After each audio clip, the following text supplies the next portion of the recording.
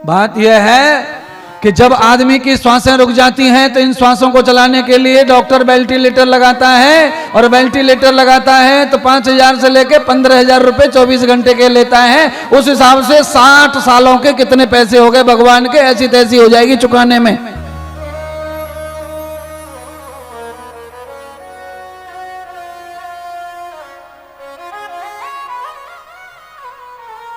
चार दिन में 45,000 का बिल आया, खाली वेंटिलेटर पे रखा है और एक इंजेक्शन दिया है 24 घंटे में।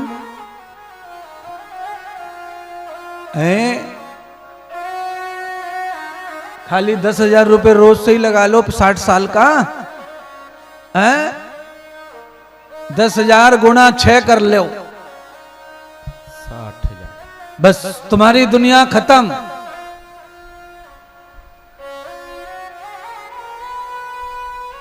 पता चल जाएगा तुमको। भगवान का एक ऋण नहीं चुका सकते। रात में हम लोग अपने घर में दिया जलाते हैं, यानी बल्ब जलाते हैं, बल्ब 2-3 बल्ब जलाते हैं, रात सो जाते हैं तो सोने के बाद एक आध बल्ब जलाते हैं, महीने में बिल आता है 2,500। अगर आंखों से जिस दुनिया को तुम देख रहे हो इनका बिल आने लग जाए तो तुम कहां से चुकाओगे?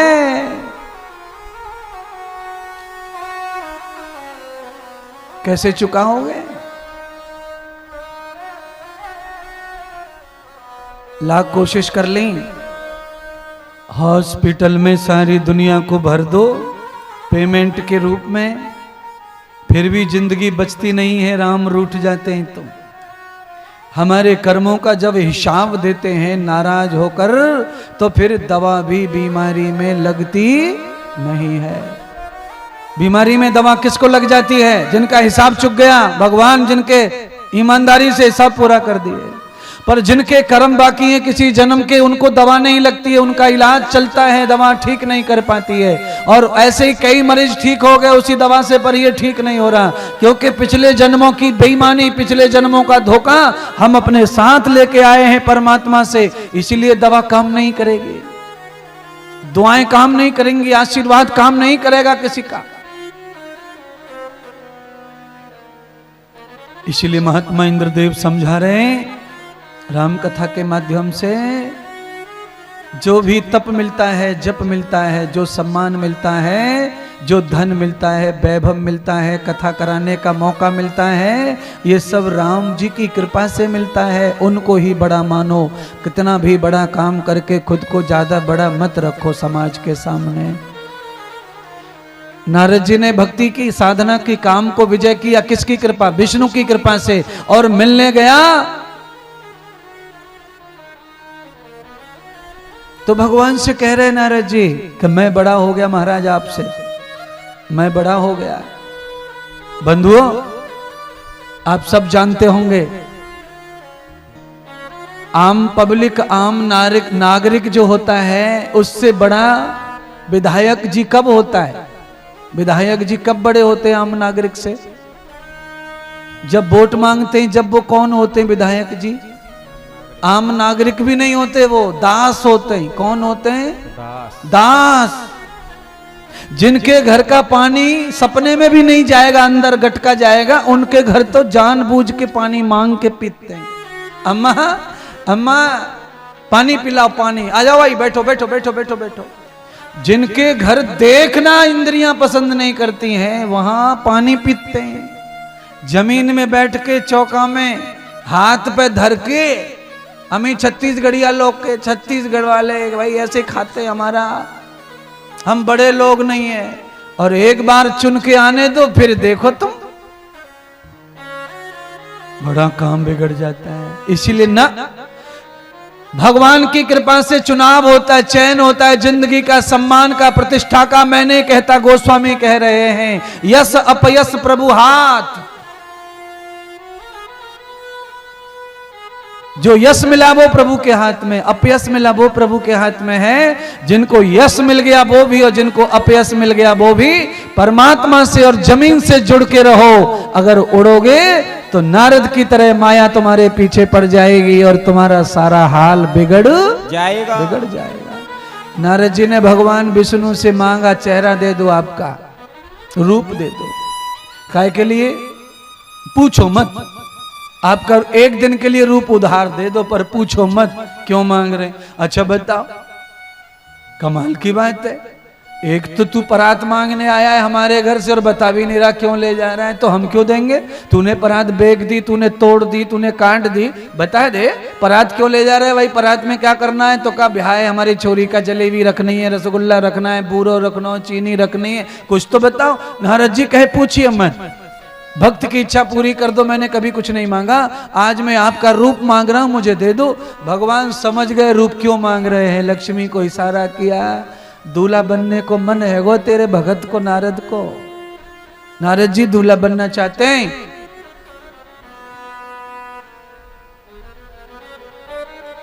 भगवान ने लेके जाओ। भगवान श्री नारायण ने कपि रूप धारण करवा दिया। नारद विश्वास लेके चले गए, स्वयंवर में पहुंचे, भगवान विष्णु भी पहुंचे भेष बदलकर। माया से बनी हुई स्त्री, माया से बनी हुई राजकुमारी सब राजाओं को छोड़ते हुए आई। नारद जी को लगा मैं विष्णु लग रहा हूं, मेरे गले में माला पड़ेगी। काफी कोशिश की नारद जी ने, हाँ हाँ हूं खू खू खाका, पर एक ना देखा कन्या ने नारद की ओर। बगल में नारायण बैठे, उनके गले में माला डाल दी जा करके। अब तो नारद जी बहुत नाराज हुए, परेशान हुए कि ऐसा कैसे हो सकता है, ये काले कटूटे लोगों के किसके गले में माला डाल दी है और मैं इतना सुंदर विष्णु बने बैठा हूं। नारद जी को पता नहीं था कि तुम विष्णु नहीं हो। बहुत मुश्किल हो गई, नारद जी परेशान होके नाराज होके चले गए जंगल की ओर। अब नहीं जाऊंगा मैं बैकुंठ लोक, नहीं जाऊंगा कैलाश लोक, मेरी इच्छा पूरी नहीं हुई। भगवान शिव जी के गुण लगे थे नारद के पीछे पीछे, उन्हें सब पता था कि नारद को क्या भेष दिया है। भगवान शिव जी के गण जानते थे। नारद को रोका, नारद को रोक के भगवान से कहा, नारद जी जरा रुकिए, आपके साथ बड़ा गलत हुआ। आपका रूप इतना सुंदर है, इतना सुंदर है कि आप देखेंगे तो आप ही हैरान हो जाएंगे। इतना सुंदर रूप दिया भगवान ने आपको, तो भी वो कन्या आपकी नहीं हुई, आपका सपना अधूरा रह गया, आपका विवाह नहीं हो पाया। आप ऐसे कामदेव पर विजय प्राप्त करके आए, ऐसा दूल्हा उस कन्या को, राजकुमारी को कहां मिलता। एक बार अपनी परछाई देख लो आप। सरोवर के किनारे ले गए शिव जी के गण, पानी के किनारे खड़ा कर दिया नारद को। पानी में जैसे रूप दिखा नारद जी का, नारद जी ने अपना रूप देखा तो नारद जी अंदर से इतने क्रोधित हो गए, इतने हिंसक हो गए कि नारद जी ने अपना रूप देखकर भगवान विष्णु को श्राप दे दिया। भगवान विष्णु माता लक्ष्मी को लेकर नारद के पीछे पीछे ही आ रहे थे। नारद को मिलेंगे, उसका दुख पूछेंगे, उसकी परेशानी कम करेंगे। और जैसे ही वो नारद जी ने श्राप दिया कि हे विष्णु, हे भगवान, मेरे इष्ट हो आप, पर तुमने मेरा जो रूप बनाया है, तुमने मेरे साथ जो धोखा किया है, मैं श्राप देता हूं आपको। अगर मेरी भक्ति सच्ची है तो मैं श्राप देता हूं। जिस प्रकार से आज स्त्री का सुख मुझे नहीं मिला तुम्हारी वजह से, ऐसे ही जब आप त्रेता युग में जाओगे राम बन करके, तो तुम्हें भी स्त्री का सुख नहीं मिलेगा। और जब वो स्त्री तुमसे दूर चली जाएगी, तुम तड़फोगे स्त्री के लिए, तब ये बानर ही तुम्हारे काम आएंगे, तुम्हारे स्वरूप बानर काम आएंगे। तुमने मुझे कपि का रूप दिया है, बिना हमारे तुम सीता सुख नहीं पाओगे। भगवान विष्णु आए, नारद को पीछे से पकड़ लिया और कहा, हे पुत्र, तुमने बहुत अच्छा किया, मुझे श्राप दे दिया, और इस वजह से मैं धरती लोक पर जाने के रास्ते खुल गए मेरे। मैं कितने दिनों से सोच रहा था मैं कब अवतार लूं, कब अवतार लूं। आज एक तपस्वी, एक संत की वाणी से श्राप लगा है, इसलिए मुझे अवतार के रास्ते साफ हो गए। अब मैं अवतार लूंगा। अब तो नारद जब भगवान को देखा तो नारद घबरा गया, चरणों में गिर, हे प्रभु माफ करना, मैं क्रोध में आकर, स्वार्थ में आके आपको श्राप दिया, मेरा श्राप झूठा कर दो भगवान। भगवान नारायण कहते हैं, नारद तुमने जो किया वो मेरे हित के लिए किया है। मैं तुम्हें बहुत बहुत आशीर्वाद, बहुत बहुत धन्यवाद देता हूं। भगवान शिव कहते हैं, माता पार्वती, हे देवी, भगवान श्री राम जी के आने का एक कारण है ये नारद का श्राप देना, दूसरा कारण मनु की तपस्या करना, तीसरा कारण जय और विजय को सनत कुमारों का श्राप लगना, और चौथा कारण धरती के ऊपर पापों का बढ़ना। जब जब होए धर्म की हानि, बाढ़े असुर अधम अभिमानी। जब जब होए धर्म की हानि, बाढ़े असुर अधम अभिमानी। तब तब धरे, तब तब धरे प्रभु मनुज शरीरा, हरहि कृपा निधि सजन पीड़ा। राम सिया राम, सिया राम जय जय राम। राम सिया राम, सिया राम जय जय राम। राम सिया राम, सिया राम जय जय राम। एक वो चौपाई गाइए कल वाली। मंगल भवन अमंगल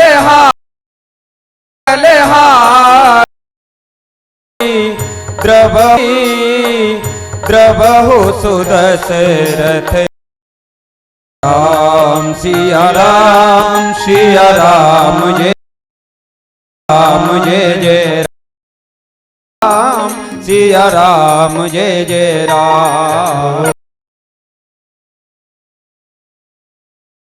जय जय राम। राम सिया राम, सिया राम।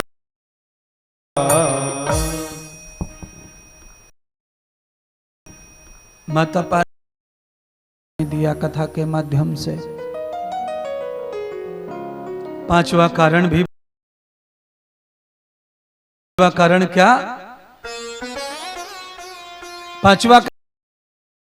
पांचवा कारण कहा, कुमार की मां, उन्होंने भी राजा दशरथ को श्राप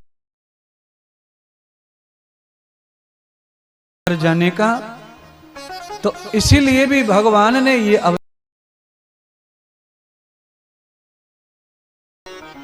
श्राप सभी की भक्ति इनकी रक्षा के हेतु भगवान निज अवतार धारण करते हैं।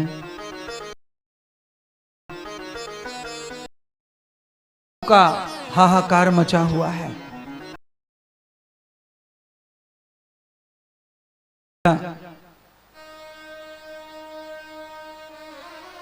दशरथ, जिन्होंने दशरथ के रूप में राजा अज के यहां जन्म लिया है, अज के पुत्र बन के आए, चक्रवर्ती सम्राट बने, कौशल्या के साथ में पुण्य विवाह हुआ।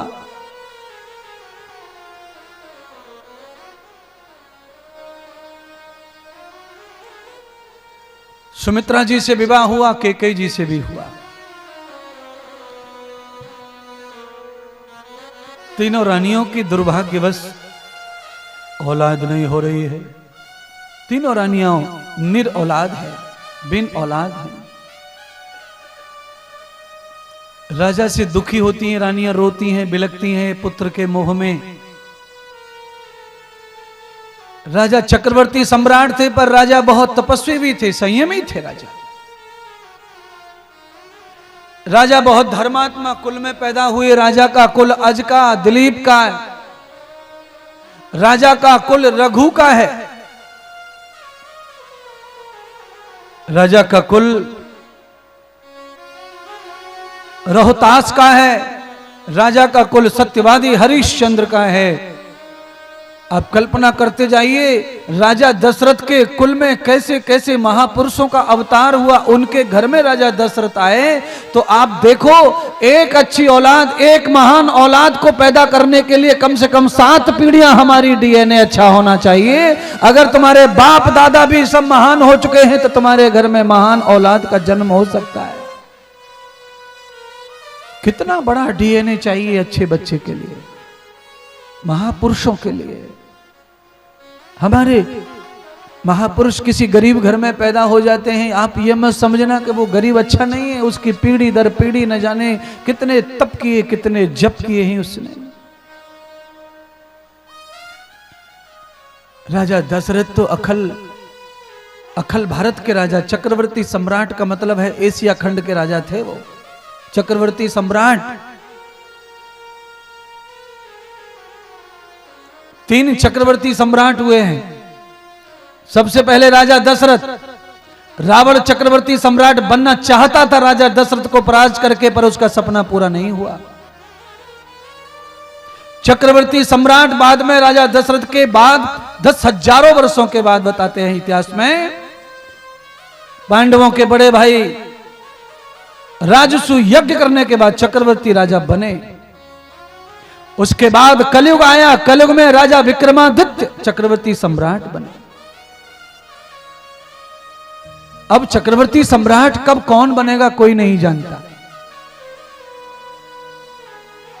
इसलिए महात्मा इंद्रदेव एक नया फार्मूला लाए हैं, अष्ट चक्रा नवद्वारा देवानाम प्रयोध्या।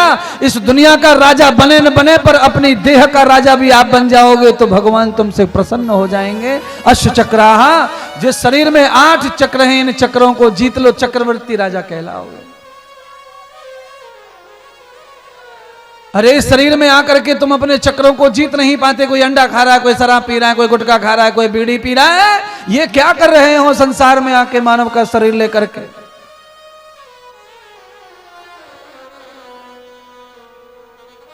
अब तो साधु गांव में आया है, संत क्षेत्र में आया है, तो मैं सबको कहना चाहूंगा श्री राम कथा के साथ में, ये राम कथा ये सिखाती है हिंदू धर्म को आगे ले जाने के लिए श्री राम चाहिए, श्री राम कथा चाहिए, राम का चरित्र चाहिए। अगर राम और राम का चरित्र दोनों ही तुम्हारे बीच में है तो हिंदू का कोई कुछ नहीं बिगाड़ सकता, पर उसके लिए तुम्हें मांस छोड़ना पड़ेगा, अंडा छोड़ना पड़ेगा, तंबाकू छोड़ना पड़ेगा, शराब छोड़ना पड़ेगा, जुआ छोड़ना पड़ेगा। खाली राम राम दुहाई दे के हिंदू धर्म की उन्नति नहीं हो सकती है। राम राम चिल्ला के कुछ नहीं होगा। राम राम की दुहाई देने वाले लाखों करोड़ों हैं, दुनिया भर के मैदानों में, ग्राउंडों में भीड़ भरी हुई है राम के नाम की, पर उनमें से 80% लोग व्यसन में डूबे हुए हैं। तो क्या राम तुम्हारा साथ देंगे? नहीं देंगे। तो मैं तो इतने से पांडाल के लिए कह रहा हूं, ये पांडाल बैठा है ना, इस पांडाल में बैठे हुए जो लोग हैं ना, इतने लोग बैठे, चलो 1000 पुरुष बैठे, 1000 स्त्री बैठी हैं, इतना मान लो। इन 1000 में से 800 लोग ऐसे हैं जिनमें व्यसन है तंबाकू का, बीड़ी का, किसी में कुछ, किसी में कुछ, किसी में कुछ, और आए क्या है? राम कथा सुनने। है कौन? राम भक्त। बोलो।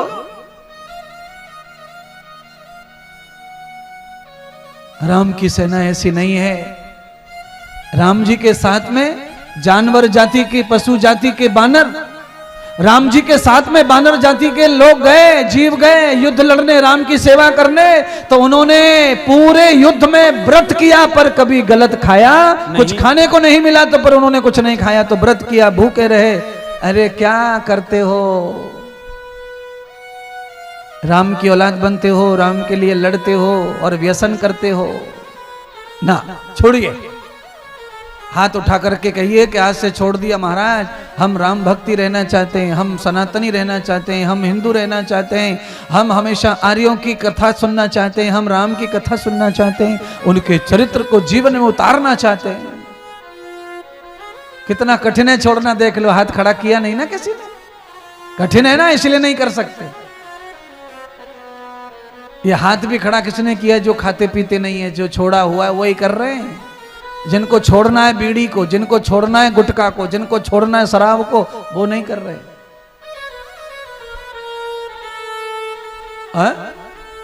भाई बचेंगे कैसे? अगर आपको खेत को बचाना है जानवरों से तो आपको कांटे की बार लगाते हैं। पूरे छत्तीसगढ़ में बार लगी है कांटों की, खेतों में चारों तरफ क्यों लगी है बताओ? सब जानते हैं। खेत में बार नहीं लगाएंगे, कांटे नहीं लगाएंगे तो गाय भैंस सब घुसेंगी, धान को नहीं छोड़ेंगे, कुतला करेंगे, नुकसान करेंगे, और सुअर आएंगे, गधा आएंगे, घोड़े आएंगे, कौन आएंगे, फसल बर्बाद हो जाएगी। तो जैसे तुमने अपनी फसल को बचाने के लिए बार लगाई है, वैसे ही आज तुमको अपने जीवन को बचाने के लिए सौगंध लेनी पड़ेगी कि ये गुटखा घुस ना जाए जीवन में, तंबाकू घुस ना जाए, शराब घुस ना जाए, ये बीड़ी घुस ना जाए। कथा में बैठे पंडाल में और बीड़ी को बंडल लग रहो जेब में, बोलो तंबाकू रख के बैठे खिस्सा में है। ये जो आरती लेके आते हैं ना, इसमें रुपया मत डालो, कल तंबाकू बीड़ी सिगरेट चढ़ाना सब आरती में कल है। हमको भी स्वाद लेने दो, हम भी तो देखे कम से कम कि दिन भर मुंह में घोड़े की लीद सी खाते रहते हो, उसको मैं देखूं तो सही क्या स्वाद है उसमें, खा के पी के भर के रखते मुंह को। और गर्व से कहो हम हिंदू हैं। हाय हाय हाय हाय, गर्व से कहो हिंदू है। मैं कहूं तो जायज भी है, तुम कहो तो जायज नहीं है वो। तुम कहोगे गर्व से कहो हम हिंदू है, तो यहां से मुंह फटागा, अंदर दिखेगा कि काला पड़ा हुआ है पूरा, अंदर से दांत पूरे काले पड़े, मसूड़े तक काले पड़ गए। गर्व से कहो हम गुटखाबाज हैं, गर्व से कहो हम शराबी हैं, गर्व से कहो अंडाबाज हैं, ये कहो तुम। सारी दुनिया खाए पिए कोई फर्क नहीं पड़ता संसार में, पर राम जी को मानने वाले लोगों को व्यसन नहीं करना चाहिए। श्री राम कथा करने का मतलब, इंद्रदेव को बुलाने का मतलब यही है कि समाज से व्यसन दूर हो तो राम कथा होगी।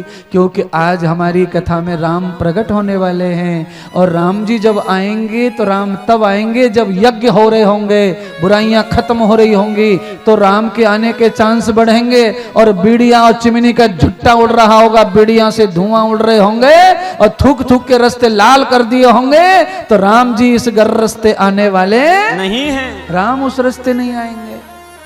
बोलो राम जी तो बहुत बड़ी बात है महाराज। हमको पता चल जाए कि इस घर में खाते पीते हैं तो हम खुद नहीं आएंगे, चाहे रूठ जाऊं यजमान 100 बार। धोखे में हमारे साथ कुछ ऐसा वैसा हो जाए वो अलग बात है, हमें पता नहीं है। विश्वास में आ गए हम, श्रद्धा भक्ति के लालच में आ गए और आके घर में निवास कर रहे हैं, उस घर में लोग खा रहे हैं पी रहे हैं, ये धोखे से। उसका भी परिणाम भोगना पड़ता है बाद में सेवा करने वाले को। इसीलिए साधु को बुलाना है, साधु की सेवा करनी है तो पहले व्यसन छोड़ो, पहले बुराई छोड़ो। जैसे मेहमान को घर में बुलाते हैं, शादी करते हैं, दूल्हा बुलाते हैं तो घर को नया करते हैं, पोतते हैं, लीपते हैं। अरे दूल्हा के लिए घर पोतते हैं, लीपते हैं, तो साधु के लिए भी अपने आप को लीपा पोती करो, साफ सफाई करो, ये झंझटों को खत्म करो। कहाँ अंडा, कहाँ मांस, कहाँ गुटखा, कहाँ बीड़ी, ये सब चीज तुम्हारे लिए नहीं है। आप कहोगे तो ये कंपनी किसके लिए बना रही है, भैंस पिएगी फिर इनको है? अरे भैंस पीती तो मैं भी तुम्हें छोड़ देता, तुम भी पियो। जो जो चीज भैंस करती है वो सब तुम करो, मैं नहीं रोकूंगा। चलो, भैंस में जो अच्छी आदतें हैं वो एक भी तुम में नहीं है महाराज। हाँ? भैंस भूखी मर जाएगी पर अंडा कभी नहीं खाएगी, मांस की हड्डी कभी नहीं खाएगी। गुटखा कितना भी बढ़िया कीमती ला के डाल दो उसके सामने, दारू कितनी भी महंगी ले आओ। हाँ? अब ये बताओ खाने पीने के मामले में भैंस ठीक ठाक है कि तुम है?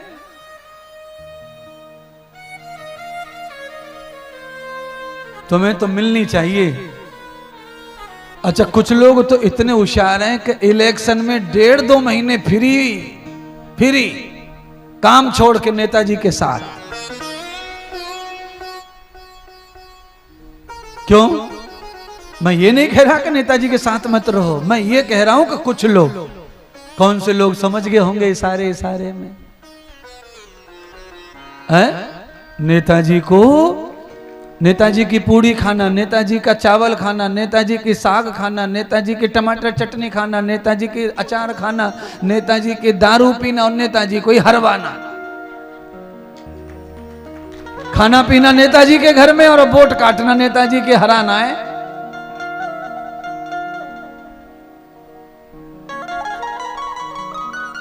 कोई नेताजी बैठे हो तो कथा को समझ लो, है? दारू पीने वाले से अगर पत्नी परेशान रहती है तो दारू पीने वाले प्रचार करने वालों से समाज खुश रहने वाला नहीं है। जब खुद की पत्नी परेशान है दारू पीने वाले से तो समाज कैसे खुश रहेगा? दारूडों से थैली पी रहे हैं और प्रचार कर रहे हैं, मोहर तुम्हारी कहां लगेगी? समझ गए? समझ गए कहां लगेगी मोहर? हाँ, नेताजी आज ही दारू वालों को लेके घूम रहे हैं, जीत के आएंगे तो फिर किस किस को लेके घूमेंगे? बचाओ ऐसे नेता से, तो लोग किनारा कर लेते हैं फिर। इसीलिए चक्रवर्ती सम्राट बनना है तो राजा दशरथ की तरह यज्ञ आदि सत्कर्म करो, कथा सत्संग करो, भजन और ध्यान करो, समाज की सेवा करो, प्यासे को पानी पिलाओ, भूखे को भोजन खिलाओ, नंगे को कपड़े दिलाओ, अपाहिज को बैसाखी दिलाओ, अंधे को रोड पार करवाओ। ये शिव लीला करना शुरू करो, ये सेवा करना शुरू कर देना, आपको लोग निर्विरोध बिना पार्टी के चुन के लाएंगे, खड़ा करेंगे, जिताएंगे। सेवा करो, अच्छे लोगों के लिए अच्छी प्रजा चाहिए, अच्छी जनता चाहिए, अच्छे वोटर चाहिए, परिवार को चलाने के लिए अच्छे पति चाहिए, अच्छी पत्नी चाहिए, अच्छी मां चाहिए, अच्छा पिता चाहिए।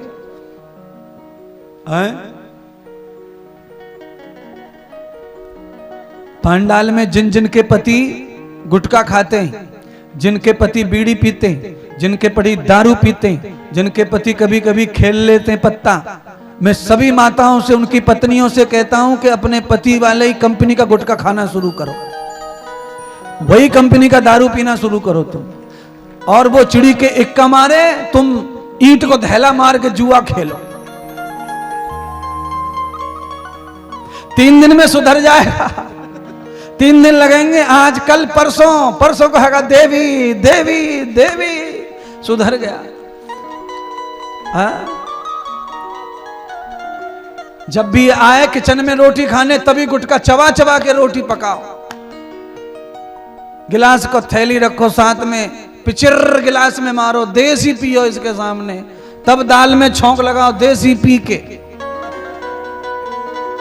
3 दिन में घबरा जाएगा, इसको अफरा हो जाएगा, बीपी हाई हो जाएगा इसका, ऐसा सुधरेगा कि कहना क्या। ये जो जो करे, तुमने 7 जन्म निभाने की सौगंध खाई है ना फेरे लेके, तो साथ दो सब जगह, गुटके में साथ दो, दारू में साथ दो। और ये क्या कर रही है औरत होके, तो कहा मैं साथ दे रही हूं तुम्हारा जन्म, मैंने पंडित जी को सौगंध खा के आई हूं हवन में।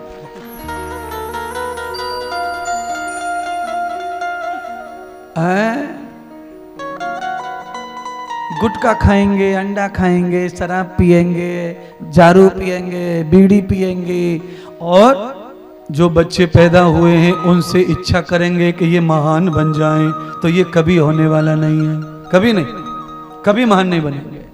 महान बनने के लिए महात्मा इंद्रदेव कह रहे हैं 7 पीढ़ी अच्छी करनी चाहिए। 7 पीढ़ियां। जिन बच्चों को कंधे से लगा के घूम रहे हो गुटखा बाजो, ये बच्चे तुम्हें तोड़ेंगे, आगे चल के फोड़ेंगे तुमको। अभी बच्चे छोटे हैं इसलिए कंधे पे रख लो, सिर पे रख लो, गोद में रख लो, जहां चाहे वहां पुचकार लो। जैसे जैसे बड़े होंगे तुम्हें पता चल जाएगा कि गुटखा खाने का, शराब पीने का क्या परिणाम होता है। सुधर जाओ जल्दी से। हैं? मुझे बहुत कष्ट हुआ है। एक बात सुनिए, आज मैंने सुबह सुना कि यहां कोई सिद्धि माताएं हैं, अभी मेला गया है, कहते हैं इतने हजारों हजारों बकरे कटे माता के दरबार में, और हमेशा से कटते आ रहे हैं। बोलो फिर काहे की लड़ाई हिंदू मुसलमान की? जब तुम्हारे यहां भी कट रहे हैं वहां भी कट रहे हैं तो फिर तुम अलग अलग कहां हुए, एक ही हो गए, फिर लड़ाई किस बात की है? देवी माता को बदनाम मत करो। सिद्धि माता, सिद्धि माता, सिद्धि रिद्धि, सिद्धि रिद्धि, रिद्धि सिद्धि। बताओ ना, रिद्धि सिद्धि किसकी घरवाली है? रिद्धि सिद्धि बताओ। गणेश जी क्या खाते हैं? लाडू उनको भोग लागे संत करें सेवा। गणेश जी क्या खाते हैं? लड्डू। तो उनकी रिद्धि सिद्धि क्या खाती है फिर? अरे अकल पे पत्थर पड़ गए।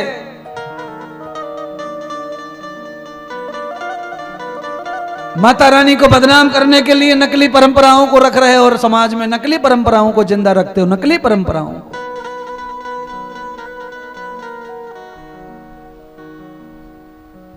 अगर तुम में से कोई कथा सुन रहा है, बकरा काट के आया होगा या काटेगा, तो अकल पे पत्थर मत मारो, जरा खोलो कथा से अकल को।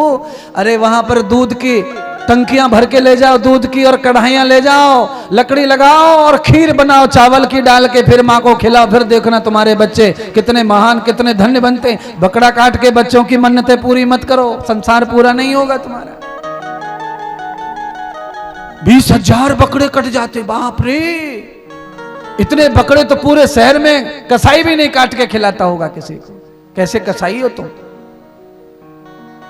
धर्म के नाम पर ये परंपरा है, गलत परंपरा है। अच्छा होने की कल्पना मत करो गलत काम करके। गलत काम करके गलत ही तुम्हें परिणाम आएंगे बंधु। खून की नदियां बहाकर तुम अमृत नहीं पी सकते, दुख के आंसू पीने पड़ेंगे तुमको।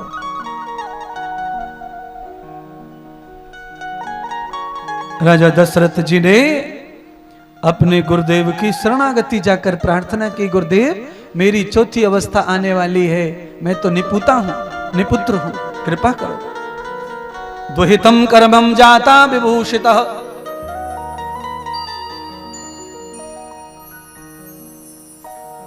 कल्पना करिए, राजा दशरथ ने गुरुदेव से जाके अपना दुख बताया। गुरुदेव ने ऐसा उपाय नहीं बताया, जाओ देवी पर बकरा काट दो बेटा हो जाएगा, जाओ देवी पे भैंसा काट दो बेटा हो जाएगा। ऐसा उपाय ज्ञानी नहीं बताते, पढ़े लिखे साधु महात्मा ब्राह्मण ऐसा उपाय नहीं बताते। जिनकी शिक्षा नहीं है, जिनका अध्ययन नहीं है, वो ऐसे उपाय बताएंगे, ऐसे तंत्र बताएंगे पाप करने के। पाप करके किसका भला हुआ है? जो हमारा तुम्हारा होगा। राम जी के वंश में आए हैं, राम जी की कथा सुन रहे हैं, तो हमारा धर्म तो अहिंसावादी है, अहिंसा। हमारा धर्म हिंसा नहीं है।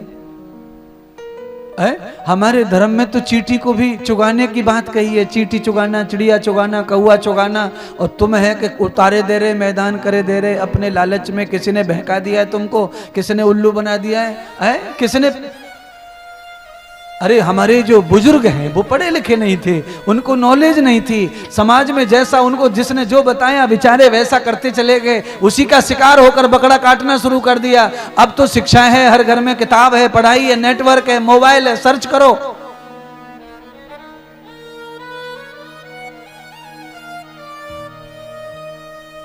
मेरी बातें अच्छी लगती हैं, मेरी कथा अच्छी लगती है, मुझे बुलाया है तो 100% नहीं 1000% कहता हूं, ये बकरा काटने वाली परंपरा सिद्धि माता पे तुम्हें रोकनी चाहिए। जो लोग यहाँ हैं उन्हें सुधरना चाहिए और अपने गांव में जाकर इसका प्रचार करना चाहिए कि ये गलत परंपरा है। आगे चलकर हम पछताएंगे इस परंपरा की वजह से। आपके ऊपर लोग दावा करने लग जाएंगे कि आप हिंदू नहीं हैं, आप हिंदू नहीं हैं, आप हिंदू नहीं है, तब आपके पास कोई जवाब नहीं होगा। इसीलिए इसे रोकिए और अपने हिंदुत्व को सामने लाइए, अपने आप को सामने लाइए।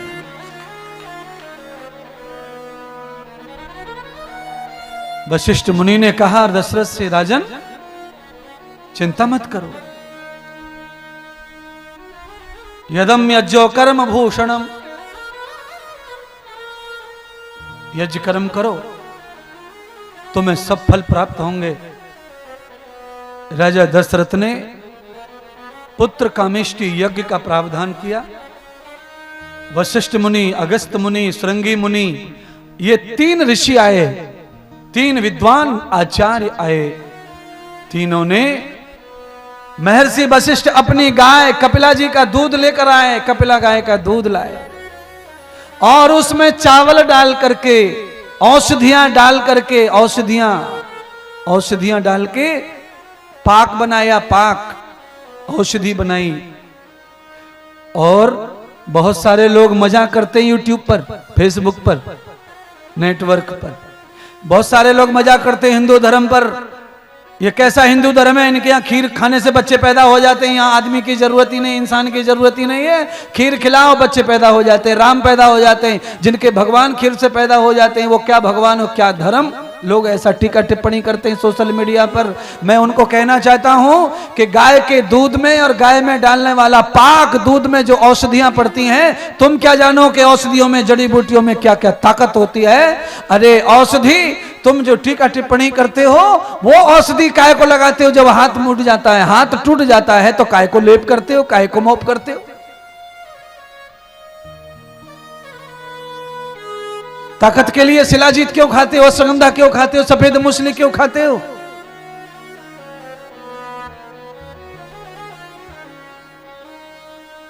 गौ माता के दूध में क्या क्या लक्षण हैं वो कोई कोई जाने। आव्यात कर्मम विभूषितम तम लक्षणम। मैं हमेशा कहता हूं, बाल बच्चे नहीं हो रहे, हम परेशान हैं, 10 साल 12 साल 15 साल हो गए विवाह को। मैं कहता हूं कि आप गाय की बछड़ी ले आओ 6 महीने की, जिसने दूध पीना बंद कर दिया हो, उस गाय की बछड़ी की सेवा करे। पति पत्नी नियम से मिलकर के भगवान का भजन करे। गाय की बछड़ी जिस दिन मां बनेगी उस दिन सेवा करने वाली औरत भी मां बन जाएगी। ये कृपा है उनकी। कोई ऐसा करके तो देखो, कोई फार्मूला अपनाओ तो सही, साइंस को लाओ तो सही, विज्ञान को लाओ तो सही। आप गाय को केवल पशु मान लीजिए, उसमें साइंस बहुत सारा है, वो भी मान लो। सारी चीजें अंधविश्वास नहीं होती, सारा चीज पाखंड नहीं होता। मैंने कहा नहीं कि भैंस का बच्चा लाओ, मैंने कहा नहीं घोड़े का बच्चा लाओ, मैंने नहीं कहा कि तोते का बच्चा लाओ, मैंने नहीं कहा कोयल का बच्चा लाओ, मैंने कहा गाय की बछड़ी लाओ।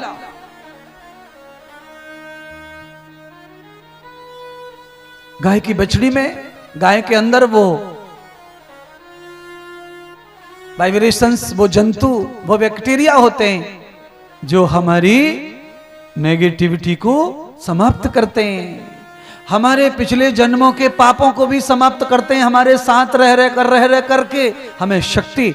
और सुनिए उसका विज्ञान क्या है, उसका विज्ञान यह है कि हमारे शरीर में जो कोई कमी है जिसकी वजह से बालक नहीं हो रहे, वो गाय के संग में रहने से बॉडी में धीरे धीरे वो कमी पूर्ण हो जाती है। साइंस है, ये विज्ञान है। गाय उस तत्व की पूर्ति करती है। गाय के पूरे शरीर में मैग्नेट होती है और मैग्नेट का काम चार्ज करना होता है बॉडी को। तो चार्ज हो जाइए, जरा होशियार हो जाइए, समझ लीजिए। हम ये नहीं कहेंगे कि गाय से ऐसा नहीं होगा, होगा, पर कोई करके दिखाए। कोई लोग कहते हैं हमारे यहाँ तो 10 गायें, हमारी बहू के तो नहीं हो रहा। बहू हाथ भी लगाती है क्या? 10 गायें तो बूढ़ी सांस लगी रहती है गायों को देखा देखी करने, चारा डालने, गोबर डालने। बहू छूती है क्या? बहू ने कभी हाथ घुमाया है? बहू ने पुचकारा है? नहीं। जो कर्म करेगा उसी को ही फल मिलेगा। सेवा करने वाले को सेवा का फल मिलेगा, उसका संग करने वाले को संग का फल मिलेगा। है? हमारे हिंदुस्तान में अलग अलग परंपराएं। हमारा चाचा अमेरिका में रहता है, अमेरिका में अगर वो चाचा मर जाए या उसका बेटा मर जाए तो हम इतनी दूर सूतक पालते हैं, इतनी दूर। ये क्या है? ये पाखंड है, नकली है, कुछ नहीं है। जिस घर में हम रहते हैं उस घर में कोई मर जाए वहां सूतक, वो वहां रहते, हम यहां रहते, यहां तक सूतक। ये लकीर के फकीर मत बनो। भगवान को प्रसन्न करो। चाचा का कल्याण कैसा होगा वो सोचो। है? पूरा का पूरा खानदान बाल मुड़वा दिया, खोपड़ी मुड़वा दी, बस। अरे बाल कटवा जाने से थोड़ी वो कल्याण हो जाएगा, जो मर गया उसका कल्याण होगा नहीं उससे। अगर बाल कटवाने से कल्याण हो जाता तो सारी दुनिया, सारे मजहब, सारी दुनिया में बाल कटते मरने के बाद। है? सिख धर्म खराब है क्या? वहां तो बाल कटते नहीं मरने के बाद। है? जैन धर्म खराब है क्या? वहां तो बाल नहीं कटते। इस्लाम खराब है क्या? वहां तो बाल नहीं कटते। है?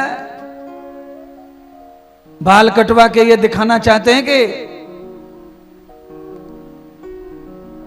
हमने सब शोभा खत्म कर दी हमारी, हमारे मरने वाले के वियोग में, उसके वियोग में।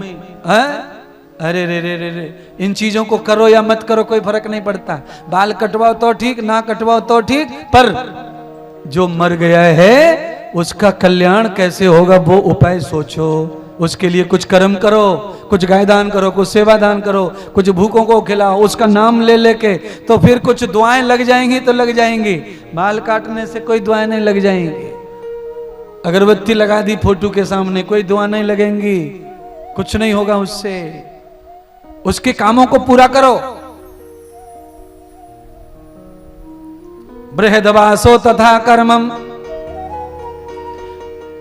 तीनों देवता तीनों ऋषि आए और तीनों ऋषियों ने यज्ञ किया, और यज्ञ के बाद में जो औषधि बनाई उस औषधि को तीनों रानियों में बांटा।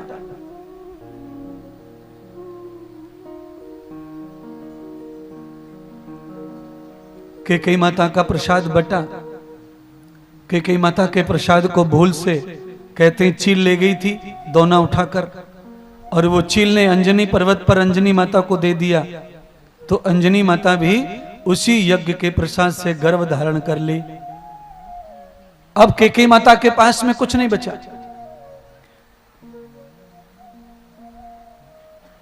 तो कौशल्या जी ने अपने प्रसाद में से बांट के प्रसाद दिया। तीनों रानियां गर्भवती हो गईं, अंजनी भी गर्भवती हुई, और भी बहुत सारी कथाएं हनुमान जी से जुड़ी जन्म की हैं। पवन देवता को आशीर्वाद दिया था भगवान नारायण ने, उन्होंने कृपा की, कान के माध्यम से तंत्र भेजा, हनुमान जी का जन्म हुआ।